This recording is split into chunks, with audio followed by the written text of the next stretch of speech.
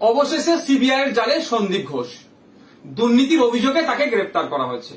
এই যে দুর্নীতির অভিযোগ, তিনি দুর্নীতি করেছেন, এটা নতুন নয়।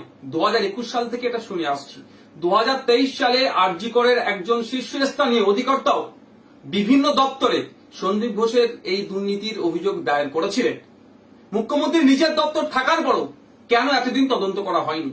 কেন সন্দীপ ঘোষ মহাশয়কে বারবার আড়াল করার চেষ্টা হচ্ছে? কি স্বার্থ এখানে লুকিয়ে আছে? কেন তদন্ত করা হয়নি? সিবিআই দুর্নীতির অভিযোগে তাকে গ্রেফতার করেছে। আমরা চাইবো সিবিআই এর কাছে শুধুমাত্র সন্দীপ ঘোষ নয়, এই আরজি কর কাণ্ডে যে দুর্নীতির সাথে যারা যুক্ত, যে সমস্ত রাঘব বোয়ালরা যাদের সাথে পরামর্শ আলোচনা করে এই ধরনের দুর্নীতি করেছে, প্রাতিষ্ঠানিক দুর্নীতি যারা করেছে, তাদের প্রত্যেককে এর মধ্যে যুক্ত করা এবং প্রত্যেককে গ্রেফতার করে কোর্টের কাছে তাদেরকে হাজির করুক, আশা করব। আর আমরা বারবার বলে আসছিলাম